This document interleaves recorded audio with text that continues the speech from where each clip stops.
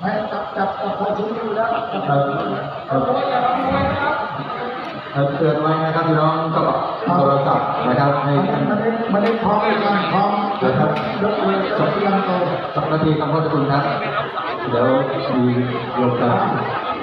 ให้เวลา2 นาที2 นาทีครับ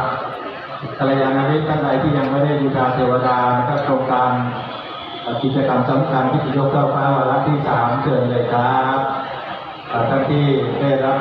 ตัดเงินตัดทองพระธรรมะกันนะครับ